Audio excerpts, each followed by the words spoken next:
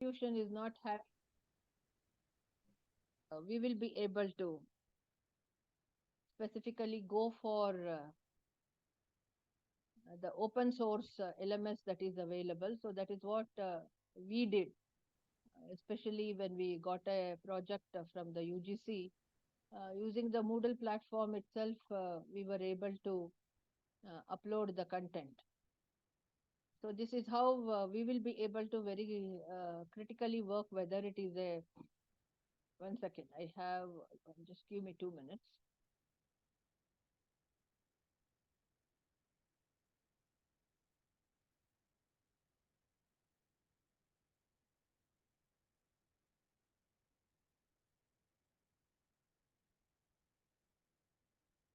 Yeah.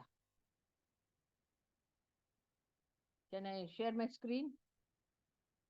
Uh, Sharing is disabled in my interface.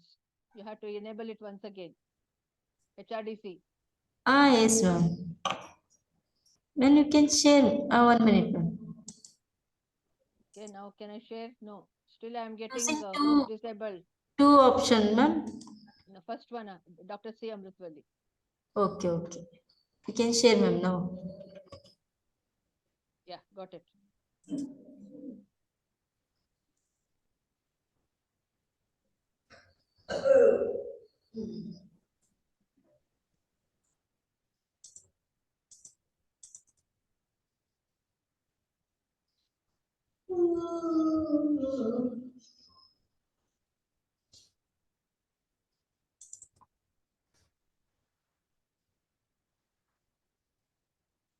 So Moodle is a open source platform.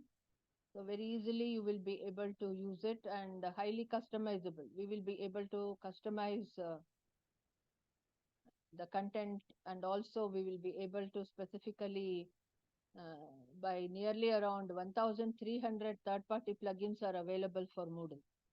So we will be able to very effectively use the Moodle without spending much money. But only thing is, with when we are using open source software, we may have to manage everything on our own.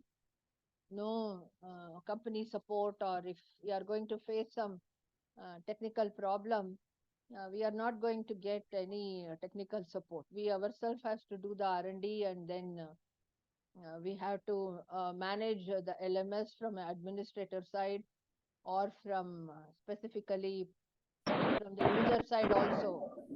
We may have to handle everything on our own. So another open source software is the SAKAI. So this is also freely available. So this also will be able to install, and multiple interfaces can be given. But again, there won't be any technical support. This is the third open source software, that is the LearnDash.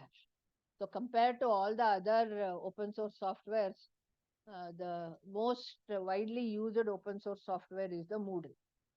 So nearly as I have given over here, if we are going to for every function, we may have to add a third party software as a plugin over there. So this is the scenario that we are going to see when we are going to use a open source software. Without any technical support, we may have to do everything on our own. So for LMS, how do you develop? What is the way in which we will be able to develop the content? So if you have to develop the content, in other words, for e-learning, it is called as the e-content development. So e-content development, you are going to see many corporate companies also regarding their activity. They would have specifically developed in the digital platform. Content writers only they are going to hire. So the knowledge domain also has to be there, and the language expertise also has to be very good. So before that, what I am trying to say over here is the technology we are going to see everywhere. For example, if you are going to take the use of the mobile, so the mobile use has become an addiction now. Rather than for the sake of communication, if the use of mobile is 10% means for The other apps that we are going to install in our smartphone, nearly say more than 8 hours is the average uh, viewing time of a smartphone in India. So the mobile technology, on one side it is a boon and another side it is a menace. So technology has really integrated in almost all walks of our life. And why not even in the education sector? For example, banking sector, we are enjoying the integration of ICT in banking. Then we are able to, the bank is in our mobile phone itself. Using the smartphones, we will be able to, and also e-commerce. If you are using Amazon or the Flipkart or the any other shopping sites, we are highly comfortable and very easily we adopted the e-shopping sites or the e-commerce sites. Then on the other hand, specifically for entertainment and gaming, we are using the ICT very heavily. And again, here also we are going to see that a type of addiction, especially online games, where you are going to bet the money. People are losing several lakhs every minute, they are losing around the world. So why not integrate information communication technology specifically in the field of education? Because I am going to discuss that. Always teachers has to be at par with the latest technology. Then only we will be able to be effective and we will be able to communicate with the students. So technology has disrupted all areas of our life, and the only thing is now during the post-COVID time, the integration of ICT has happened to the education also, especially after the pandemic. More schools are looking forward towards online learning tools as a permanent teaching method along with the traditional classroom teaching. This is what we are going to call it as a hybrid mode, or we are going to specifically call it as the dual mode. So the student is also going to appear for the online, say specifically classes physically, and also he's also going to take support of the online coaching that is given by the teachers. But while most of the institutes have used some or the other form of online teaching in the past year. So specifically, if you are going to, just now in the last session, I said that we have utilized almost all types of facilities that was available, that was within our reach, and we could understand, and very easily we were able to handle such type of apps were used in order to connect and communicate with the students. So what is the current scenario and what is the need for importance of ICT in education is if you are going to take the today's classrooms are full of young minds who are technologically conscious. You, for example, in your home, if you are say somewhere around 35 or 40 years, means if you don't know some feature in the phone, the younger generation will be knowing, and they will be able to handle the smartphone more uh, effectively than a middle-aged person. So sometimes they are going to teach the elders of their family how to use certain features in the mobile. So that is why I have given this sentence. Today classrooms are full of young minds who are technologically conscious. They are aware about the technology.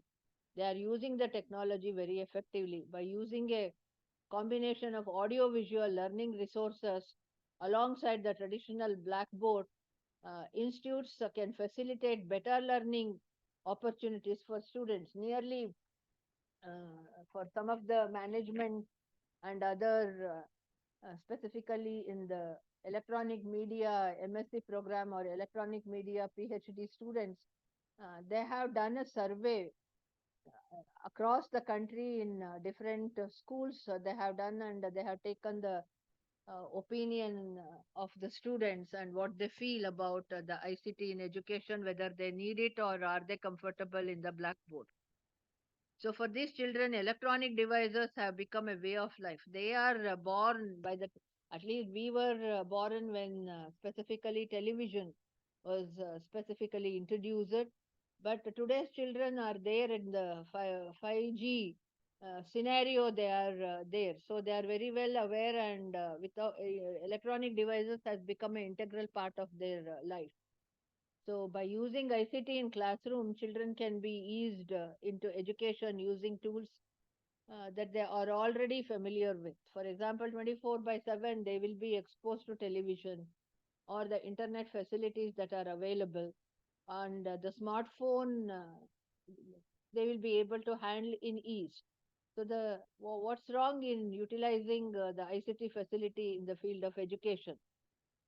So the goal over here that you are going to see is education for everyone. So ICT provides the flexibility and availability of learning material to all the students. So while all resources are available in classrooms, students can also access them outside the school. This especially benefits students who are slow learners or have learning disabilities, such as students can go over the lessons as many times as they need and understand their subjects thoroughly. So if you are going to use a hybrid mode or a dual mode of educating along with the LMS, if we are also able to conduct the classes physically, uh, this facility will work, and it will enforce the student. If the content is in a very quality way, if we have developed the students, certainly they are going to use the support. So when we are, what is the first point that has to be there in our mind when we are developing e-content to the students is clearly outline the goals and objectives of your e-content. So we must have a very good idea about what is the cross section of the students and on what subject we are preparing, and that too what is the topic. So what does the syllabus, how many hours of tutoring is required on that particular topic. So accordingly you will be able to prepare the content in modules that will be convenient for the delivery. So what do you want to achieve through this particular content, and then who are your target audience? So these are the, I have given it in the form of a question. And also you understand the level of your audience. What is their level? What have they learned in the previous class? So what they are familiar with. For example, if you have to introduce advanced genetics paper to them, means they should be familiar with genetics, then only we will be able to teach advanced genetics, right? If we have to teach a program, means they should be familiar with the program structure and what is the meaning of a software, what is the meaning of a programming language. So they should know the syntax and other things, then only we will be able to take them to a new level.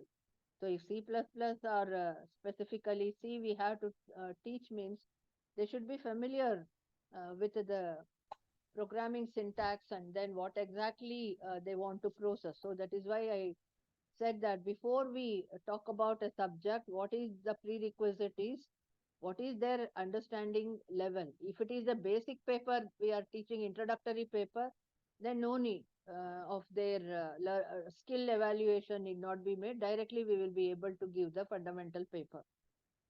So identify your target audience and understand their needs, preferences, and behavior. Tailor your content to resonate with your specific audience. So this is how we have to see. What do you mean by studying the target audience? Means what is their level of hard work that they are going to put in. So what is the previous classes, what they have learned. So what is the knowledge already that they are having in their mind. So over that, taking that into consideration, you will be able to structure the course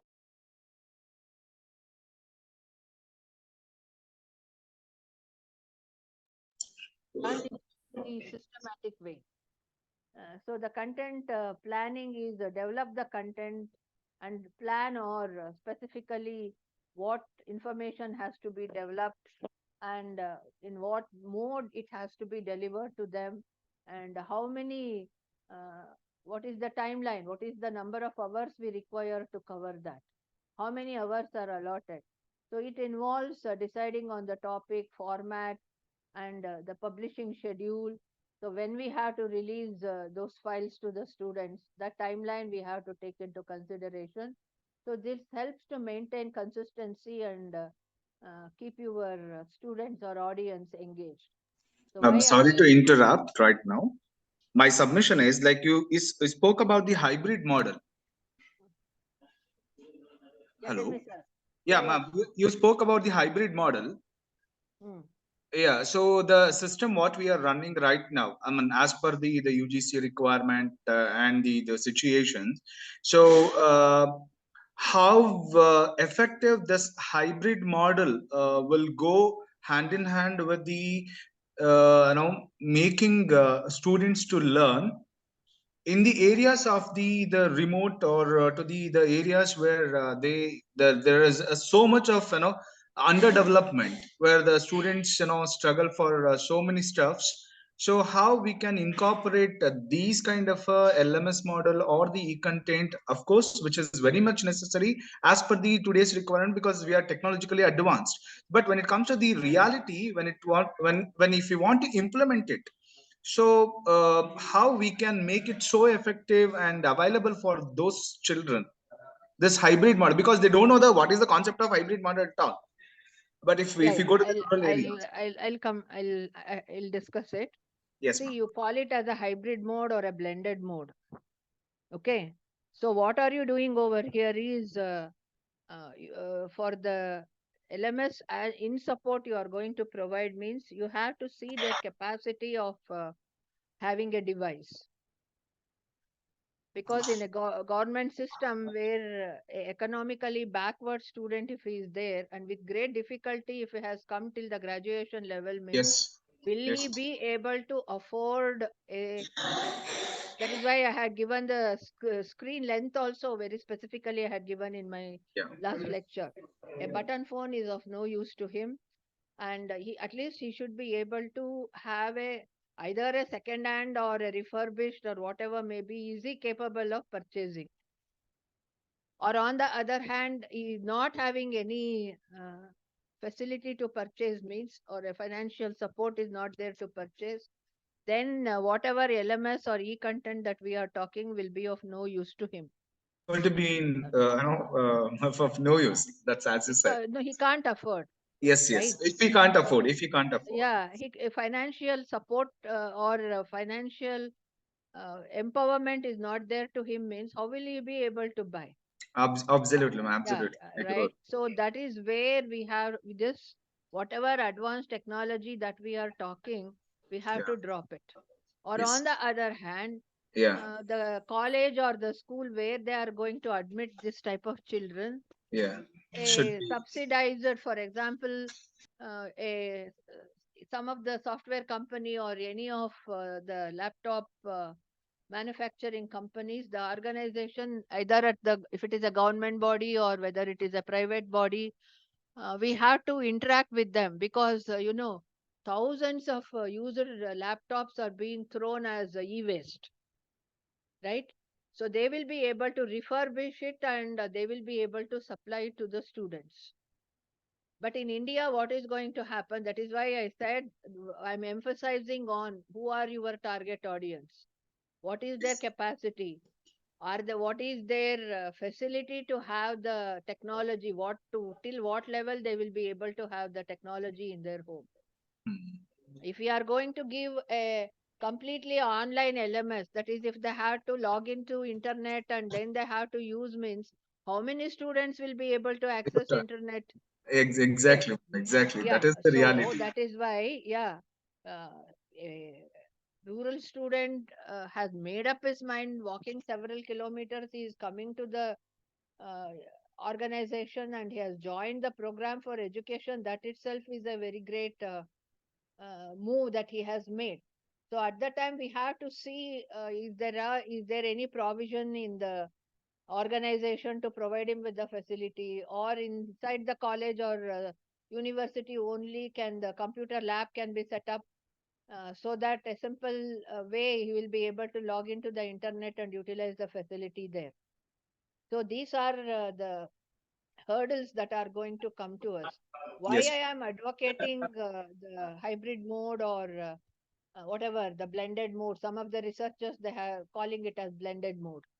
So is, for example, I am going to attend your class and some of the things I'll be under confusion. Or whatever that you had written on the board or whatever PPT that you have written, I may like to learn once again by seeing the PPT or the video. So at the time, what is going to happen? So what is your routine classroom, the PUC level or 10th standard tuition that they are offering at a commercial level? It is nothing but whatever is done in an organization, in a school or a college, again, he is going to reinforce it. Whatever, whether it is a blended mode or whether it is a pure online mode or whether it is a pure classroom mode, ultimately the knowledge has to enter the student brain. He has to understand the topic, he has to learn the concept, effort has to be there from his side, right?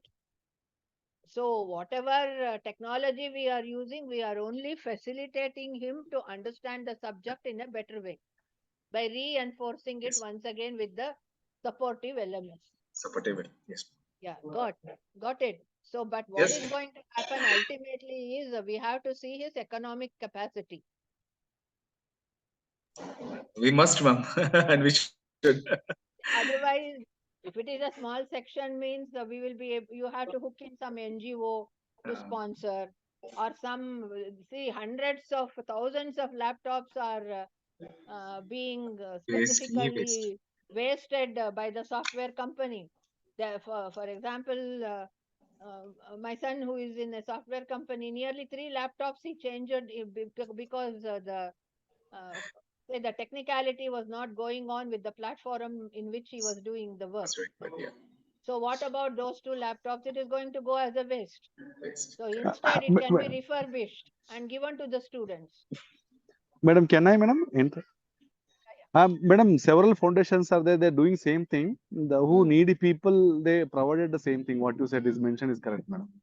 Yeah, for example, if you are going to visit our Gangotri professor's chamber, right from the first project till today's project, generations of laptops are lying in their room.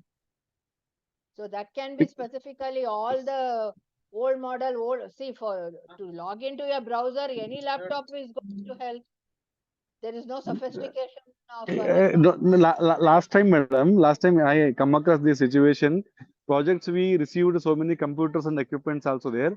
Because of it is said by our good professors, those who are principals, they instructed to us not to use this because if something goes wrong, who will repair it? That is the attitude, means what we will be able to do. See, Madam, material see, things are used for only. many software companies, they can Yeah. come forward and they will be able to refurbish it, rectify whatever has gone wrong in that, and give a working laptop to a student. So today, connecting him to the information portals is of utmost importance. If he is going to learn how to handle a laptop properly and how to work with it, means he may get a cashier job or he may get a data entry operator job, he will be able to get. So, keeping children away from technology, telling stories means if they are not if I am not accessible to that technology, means how will I learn? Yes, exactly. It is nothing but a Uh, denying of learning then, skills. We see, denied. one example that I am telling you is, let us say that you have a car in your house. If you 10 days you are going to see the same car, means 11th day, what are you going to do? You will try to drive that particular car, is it not? Access to that particular, if it is there, naturally we will tend to use it. By learning systematically, by not learning systematically, we will be exposed to that particular technology. But denying them the technology itself means the children will never be able to learn. Got it? Yes, madam. Yes, madam. Yeah. So we have to do that is why here, this particular slide I have given over here is, you have to see the target audience, and also you have to specifically tailor your content to resonate with your specific audience. With my experience, I am going to say that every batch of students who are going to come, we will not be able to apply the same formula or the same delivery mechanism of teaching. We may have to, according to the batch of students, we have to specifically modulate or adjust, readjust whatever content that we have developed. We have to specifically readjust the whole thing, and we have to deliver, revisit, review the content that we have done as per the requirement of the student and their, that is why I have used the word resonate. We have to see the capacity of the students, whether they But are slow learners or fast learners, or whether they are putting from their side, if they are putting 100% effort they are putting, but they are unable to understand a concept, means the delivery system has to be changed over there. Got it? Okay. So next, let madam, me. Madam ಈಗ technology ನಾವು ಮಕ್ಕಳಿಗೆ ಹೇಳ್ಕೊಡ್ಬೇಕು ಅಂತಂದ್ರೆ madam ಈಗ ಒಂದು ಸಮಸ್ಯೆ ಆಗ್ತಾ ಇದೆ ಎಲ್ಲ ಟೀಚರ್ಸ್ಗಳಿಗೆ. ಈಗ ಈಗ ಸೆಂಟ್ರಲ್ ಗೌರ್ಮೆಂಟ್ ಒಂದು ಸ್ಕಿಲ್ ಡೆವಲಪ್ಮೆಂಟ್ ಇಂಡಿಯಾ ಅಂತ, ಸ್ಕಿಲ್ ಇಂಡಿಯಾ ಅಂತ ಒಂದು ಪ್ರೋಗ್ರಾಮ್ ಇದೆ ಮೇಡಮ್. ಅದ್ರ ಅಂಡರಲ್ಲಿ ಎಷ್ಟೋ ಶಾಲೆಗಳಿಗೆ ಅಥವಾ IT ಕಾಲೇಜಸ್ಗಳಿಗೆ, ಡಿಗ್ರಿ ಕಾಲೇಜಸ್ಗಳಲ್ಲಿ ಒಂದು ಯೂನಿಟ್ ನ ರೆಡಿ ಮಾಡಕ್ಕೆ ಫಂಡ್ ಮಾಡ್ತಾರೆ ಮೇಡಮ್. ಅದನ್ನ ಇಂಟ್ರೆಸ್ಟ್ ತಗೊಂಡು ಮಾಡಿದ್ದೆ ನಿಜ ಆದ್ರೆ, ನೀವು ಹೇಳೋ ಪ್ರಕಾರ ಮಕ್ಕಳಿಗೆ ಕೊನೆ ಡೇಟಾ ಎಂಟ್ರಿ ಆಪರೇಟರ್ ಅಥವಾ ಒಂದು ಅವರು ಹಳ್ಳಿಗಳಲ್ಲಿ ಏನೋ ಒಂದು ಸಣ್ಣ ಪುಟ್ಟ ಕೆಲಸ ಮಾಡಕ್ಕೂ ಕೂಡ ಟೆಕ್ನಾಲಜಿ ಬಹಳ ಅವಶ್ಯಕತೆ ಇದೆ. It's very important ನೌಡೇಸ್. ಈ ತರ ಇನಿಷಿಯೇಟಿವ್ಸ್ ಗಳು ನಾವು ಅಕಾಡೆಮಿಯಾದಲ್ಲಿ ಚರ್ಚೆನೆ ಮಾಡೋದಿಲ್ಲ ನಾವು. ಎಷ್ಟು ಉದಾಹರಣೆ ಏನಪ್ಪಾ ಅಂತಂದ್ರೆ ನಮ್ಮ for that reason only in university way back in 2001 the Center for Information Science was established. ನಾವು ಆರ್ಟ್ಸ್ ಹುಡುಗರ್ನು ಕೂಡ ಎಲ್ಲಾರು ನಮ್ಮನ್ನ ಮಾಕ್ ಮಾಡಿದ್ರು. ಆಗ ಆರ್ಟ್ಸ್ ಹುಡುಗರ್ನು ಕೂಡ ನಾವು ಕರ್ಕೊಂಡ್ಬಂದು ಅವನ್ಗೆ ಒಂದು ಪ್ರೋಗ್ರಾಮಿಂಗ್ ಲ್ಯಾಂಗ್ವೇಜ್ ಹೇಳ್ಕೊಡ್ತಾ ಇದ್ವಿ. ಆಮೇಲೆ ಅವನ್ಗೆ ಕಂಪ್ಯೂಟರ್ ಅನ್ನ ಎಕ್ಸ್ಪೋಸ್ ಮಾಡ್ತಾ ಇದ್ವಿ. ಅವ್ನ್ ಕಂಪ್ಯೂಟರ್ ಅಲ್ಲಿ ಎಲ್ಲ MS ಆಫೀಸ್ ಇಂದ ಹಿಡಿದು ಅಥವಾ ಒಂದು ಫೋಟೋಶಾಪ್ ಅವನು ಕರೆಕ್ಟ್ ಆಗಿ ಕಲಿತ್ರೆ ಅವ್ನ್ಗೆ ಏನಿಲ್ಲ ಅಂದ್ರೂ ಒಂದ್ 25,000 ರೂಪಾಯಿ ಸಂಬಳ ಸಿಗ್ತಾ ಇತ್ತು. ಇನ್ ಟುಡೇಸ್ ಎಜುಕೇಶನ್ ಸಿಸ್ಟಮ್ ಅಲ್ಲಿ ಏನಾಗ್ತಿದೆ ಅಂದ್ರೆ, ಸ್ಕಿಲ್ ಪೇಪರ್ಸ್, ಅವ್ನ್ಗೆ ಜಾಬ್ ಪ್ರೊವೈಡಿಂಗ್ ಪೇಪರ್ಸ್ ಇಲ್ಲ ಅಂತ ಹೇಳಿದ್ರೆ he will not be able to survive. So even ಅವನು ಒಂದು ಸೆಕೆಂಡ್ ಡಿವಿಷನ್ ಕ್ಲರ್ಕ್ ಎಲ್ಲಾದ್ರೂ ಆಗ್ಬೇಕು ಅಂತ ಹೇಳಿದ್ರು ಅವ್ನ್ಗೆ ಕಂಪ್ಯೂಟರ್ ಡೇಟಾ ಎಂಟ್ರಿ ಬರ್ಲೇಬೇಕು ಇವಾಗಿನ ಒಂದು ಸಿನೆರಿಯೋನಲ್ಲಿ. So the students at a younger age, if you are going to expose them, so strong ಆಗಿ ಏನ್ ಮಾಡ್ಬೇಕು ಅಂತ ಹೇಳಿದ್ರೆ, the directors of your education body and the education madam ಹಿಂಗೆ ಈಗ ಎಕ್ಸಾಂಪಲ್ ಹೆಂಗಾಗಿದೆ ಮೇಡಮ್, ಈಗ ಹೇಳಿ ಹೆಂಗಾಗಿದೆ ಅಂದ್ರೆ ಮೇಡಮ್, ಇವಾಗ ಅದು ಬ್ಯೂರೋಕ್ರಾಟ್ ಸಿಸ್ಟಮ್ ಅಲ್ಲಿ, ನಮ್ಮ ಸೋಕಾಲ್ ಬ್ಯೂರೋಕ್ರಾಟ್ ಸಿಸ್ಟಮ್ ಅಲ್ಲಿ ಮತ್ತೆ ಅಕಾಡೆಮಿಯಾದಲ್ಲಿ, ಎಕ್ಸಾಂಪಲ್ ಉದಾಹರಣೆಗೆ ನಮ್ಮ ಕರ್ನಾಟಕದಲ್ಲಿ ಕಂಪ್ಯೂಟರ್ ಅಪ್ಲಿಕೇಶನ್ಸ್ BCom ಸ್ಟೂಡೆಂಟ್ಸ್ ಹೇಳೇ ಕೊಡಲ್ಲ, ತೆಗೆದುಹಾಕಿದ್ದಾರೆ. ನೀವು ಎಕನಾಮಿಕ್, ನೀವು ಎಜುಕೇಶನ್ ಪಾಲಿಸಿ ಒಂದು, ಮತ್ತೆ ಇನ್ನೊಂದು ಮೇಡಮ್, BCom ಹುಡುಗರಿಗೆ ಕಂಪ್ಯೂಟರ್ ಹೇಳ್ಕೊಡಲ್ಲ, ಎಕನಾಮಿಕ್ಸ್ ಹೇಳ್ಕೊಡಲ್ಲ. ಈಗ ಹಿಂಗಾಗಿದೆ, narrow minded people are in academy. What we can do? We know the truth, who ties the bell to the cat. It is the greatest disaster. See, the BOS cannot be done, or the syllabus cannot be set by people who are not there in the classroom, who are not interacting with the students in the classroom. In the BOS ಅಲ್ಲಿ syllabus set ಮಾಡ್ತಿದ್ರೆ ಆಗಲ್ಲ. You have to see the industrial pulse. ಇಂಡಸ್ಟ್ರಿನಲ್ಲಿ ಇವತ್ತು BCom ಒಬ್ಬ employee ಏನ್ ಮಾಡ್ತಾನೆ activities ಅನ್ನೋದನ್ನ ನೋಡ್ಬೇಕಾಗತ್ತೆ. ಅವನು ಇವತ್ತು ಟ್ಯಾಲಿ ಎಕ್ಸೆಲ್ ಕಲಿದೆ ಹೋದ್ರೆ ಅವನು ಇಂಡಸ್ಟ್ರಿನಲ್ಲಿ ಸರ್ವೈವ್ ಆಗಕ್ ಸಾಧ್ಯನಾ? This is what, madam, I want to bring it to your kind notice, that those who are learned faculty of my fraternity. ನಿಮ್ಮನ್ನೇ ನಾನು ಕೇಳ್ತಾ ಇದ್ದೀನಿ. ಇವತ್ತು ಅವನ್ಗೆ ಟ್ಯಾಲಿ ಕಲಿದೆ, ಇವತ್ತು ಅವನು ಎಕ್ಸೆಲ್ ಕಲಿದೆ, ಅವನು ಏನು ಮಾಡಕ್ಕಾಗಲ್ಲ ಮೇಡಮ್, ಮೇಂಟೈನ್ ಮಾಡಕ್ ಸಾಧ್ಯನಾ? ಅಥವಾ ಬ್ಯಾಂಕಿಂಗ್ ಸೆಕ್ಟರ್ ಅಲ್ಲೇ ಅವ್ನು ಎಕ್ಸಾಮ್ ಪಾಸ್ ಮಾಡಿ ಒಂದ್ ಕೆಲಸ ತಗೊಂಡ ಬ್ಯಾಂಕ್ ಅಲ್ಲಿ ಅಂದ್ರೆ, ಬ್ಯಾಂಕ್ ಅಲ್ಲಿ ಲೆಡ್ಜರ್ ಬರೆಯೋ ಸಿಸ್ಟಮ್ ಇದೆಯಾ? ಇಲ್ಲ. ಆನ್ಲೈನ್ ಸಿಸ್ಟಮ್, ಮತ್ತೆ ಈಗ ಎಷ್ಟು ಸೈಬರ್ ಸೆಕ್ಯೂರಿಟಿ ಗೊತ್ತಿರ್ಬೇಕು ಅವನ್ಗೆ, ಸೈಬರ್ ಕ್ರೈಮ್ಸ್ ಬಗ್ಗೆ ಗೊತ್ತಿರ್ಬೇಕು, what precaution he has to take and how he has to securely work in the bank environment ಗೊತ್ತಿರ್ಬೇಕು. ಸೊ ಕಂಪ್ಯೂಟರೇ ಒಬ್ಬ BCom ಫೆಲೋ ಎಕ್ಸ್ಪೋಸ್ ಆಗಲ್ಲ ಅಂದ್ರೆ ಅದು ದೊಡ್ಡ ದುರಂತ. ಇದನ್ನ ಮೇಡಮ್ ನಾವು ಆಕ್ಚುಲಿ ಇದನ್ನ ಒಂದ್ಸಾರಿ ಡಿಸ್ಕಸ್ ಮಾಡಿದ್ವಿ ಮೇಡಮ್, ಯೂನಿವರ್ಸಿಟಿ ಲೆವೆಲ್ ಅಲ್ಲಿ ಕೂಡ ಡಿಸ್ಕಸ್ ಮಾಡಿದ್ವಿ. ಅದಕ್ಕೆ ಏನಿದೆ, ಈ ನೀವು ಹೇಳ್ದಂಗೆ ನಮ್ಮ BOS BOE rigid mind set of narrow thinking of mind set ಇದೆಯಲ್ಲ madam, entirely collapse the academy. What actually we looking for next generation. ಈ ಇಂಥ 21 ಸೆಂಚುರಿಯಲ್ಲೂ ಕೂಡ ನಾವು ಬಿಕಾಮ್ ಮಕ್ಕಳಿಗೆ ಕಂಪ್ಯೂಟರ್ ಹೇಳ್ಕೊಡಲ್ಲ, ಎಕನಾಮಿಕ್ಸ್ ಹೇಳ್ಕೊಡಲ್ಲ, ಸ್ಟ್ರಾಟಜಿಗಳು ಹೇಳ್ಕೊಡಲ್ಲ ಅಂತಂದ್ರೆ what we people are creating for next future. ಅವ್ರಿಗೆ ಏನ್ ಹೇಳ್ಕೊಡ್ತಾ ಇದೀವಿ, ಅವ್ರು ಮತ್ತೆ next generation. In what way they will be skilled? ಯಾ ಯಾ ಯಾ ಯಾ ಯಾರು ಫಿಸಿಕಲ್ ಲೆಡ್ಜರ್ ಬುಕ್ ಇಟ್ಕೊಂಡು ಬರೆಯೋ ಸಿಸ್ಟಮ್ ಇದೆಯಾ ಇವಾಗ? ಅಲ್ವಾ? ನಾಳೆ ಅವನು ಇವಾಗ that is what we are going to call it as a industry and academia bridge ಆಗ್ಲಿಲ್ಲ ಅಂತ ಹೇಳಿದ್ರೆ, ಅವನಿಗೆ ಇಂಡಸ್ಟ್ರಿನಲ್ಲಿ ಏನು ಪೊಸಿಷನ್ಸ್ ಇದೆ, ಏನ್ ಆಪರ್ಚುನಿಟಿ ಸಿಗ್ತಾ ಇದೆ, ಏನು ಜಾಬ್ ಫ್ರಂಟ್ ಅವನದು ಅಂತ ನೋಡಿ ಅದಕ್ಕೆ ಏನ್ ಸ್ಕಿಲ್ ಬೇಕು ಅದನ್ನ ನಾವು ಇಲ್ಲಿ ಯೂನಿವರ್ಸಿಟಿ ಸಿಸ್ಟಮ್ ಲೆವೆಲ್ ಅಲ್ಲಿ, at the graduation level, at the post graduation level, we have to bridge that. ಇಲ್ಲದೆ ಹೋದ್ರೆ ಅವನಿಗೆ ಎಲ್ಲಿ ಹೇಳಿ. ಮೊನ್ನೆ ರೀಸೆಂಟ್ ಆಗಿ ಒಂದು ಟೆಕ್ ಕಂಪನಿ ಜೊತೆಗೆ ನಾವು ಒಂದು ಇಂಟ್ರಾಕ್ಷನ್ ಇಟ್ಕೊಂಡಿದ್ವಿ ಮೇಡಮ್. ಅಲ್ಲಿ ಅವ್ರು ಏನ್ ಹೇಳ್ತಾರೆ, ನಮ್ದು ಸಪ್ಲೈ ಚೈನ್ ಮ್ಯಾನೇಜ್ಮೆಂಟ್ ಇದೆ, ನಮಗೆ ಸ್ಯಾಪ್ ಕಲ್ತಿರೋ ಬಿಕಾಮ್ ಸ್ಟೂಡೆಂಟ್ಸ್ ಬೇಕು ಅಂತ ಹೇಳ್ತಾರೆ. ಸ್ಯಾಪ್ ಕಲ್ತಿರೋ ಅಂತವ್ರು ಬೇಕು ನಮ್ಗೆ. ಈ ಬಿಕಾಮ್ ಮಕ್ಕಳಲ್ಲಿ ಸ್ಯಾಪ್ ಕಲಿಯೋ ಮಟ್ಟಕ್ಕೆ IQ ಇದೆಯಾ? ಅದನ್ನ ಜನರೇಟ್ ಮಾಡ್ಬೇಕಾಗಿದ್ದು ಯಾರು? ಅದನ್ನ ಕಲಿಸ್ಬೇಕಾಗಿದ್ದು ಯಾರು? ಮತ್ತೆ ಅವ್ರಿಗೆ ನಾಲೆಡ್ಜ್ ಬೇಕಾಗುತ್ತೆ ಮೇಡಮ್. ಫೈನಾನ್ಸ್ ಬೇಕು, ಎಕನಾಮಿಕ್ಸ್ ಬೇಕು, ಮಾರ್ಕೆಟಿಂಗ್ ಬೇಕು, ಮ್ಯಾನೇಜ್ಮೆಂಟ್ ಬೇಕು. ಇಟ್ಸ್ ಓವರ್ ಆಲ್ 360 ಡಿಗ್ರಿ ತರ ನಾವು ಎಜುಕೇಶನ್ ಸಿಸ್ಟಮ್ ಡೆವಲಪ್ ಮಾಡಬೇಕಾಗಿತ್ತು. ಈಗೇನಾಗಿದೆ, ಈ ಕೆಲವೇ ಒಬ್ಬರು ಇದನ್ನ ಏನೋ ಕಂಟ್ರೋಲ್ ಮಾಡ್ತಾ ಇದಾರೆ ಸಿಸ್ಟಮ್ ಅನ್ನೋ ಒಂದು ಫೀಲಿಂಗ್ ಅಲ್ಲಿ ನಾವು ಟೀಚರ್ಸ್ ಅಲ್ಲಿ ಎಷ್ಟೋ ಜನ ಇಲ್ಲಿರೋರ್ಗೆ ಅದು ಅಭಿಪ್ರಾಯ ಇರ್ಬೋದೇನೋ ಗೊತ್ತಿಲ್ಲ. ನಮಗಂತೂ ಈ ತರ ಅನ್ಸಿದೆ. ನಮ್ಗೆ ಆಸ್ ಎ ಟೀಚರ್ ನನ್ಗೆ ಈ ತರ ಫೀಲ್ ಬರ್ತಾ ಇದೆ ಎಷ್ಟೋ ಸರಿ. ಇದು ಹಿಂಗೆ ಹೋದ್ರೆ ಬಹಳ ಸರಿ ಏನಾಗುತ್ತೆ, ಎಲ್ಲಿ ಹೋಗಿ ಮುಟ್ಟುತ್ತೋ ಇವಾಗ ಗೊತ್ತಿಲ್ಲ. ನೋಡಿ, ಯೂತ್ ಅನ್ನ ನಾವು ಎಂಪವರ್ ಮಾಡದೆ ಹೋದ್ರೆ ಅವರು ಅಪಾಯಿಂಟ್ ಆಗಕ್ ಸಾಧ್ಯವೇ ಇಲ್ಲ.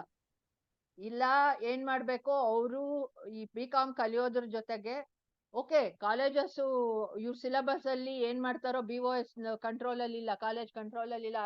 ಯಾವ್ಯಾವ ಯೂನಿವರ್ಸಿಟಿಗೆ ನಿಮ್ಮ ಅಫಿಲಿಯೇಟ್ ಆಗಿರುತ್ತೋ ಆ ಕಾಲೇಜಲ್ಲಿ BOS ಅವ್ರು ಏನ್ ಮಾಡ್ತಾರೆ, that will be the implementation of the syllabus. ಅದು so what the college people at the grass root level they will be able to do is ಅವ್ರಿಗೆ ಆಡ್ ಆನ್ ಕೋರ್ಸಸ್ ಕೊಡ್ಬೇಕು.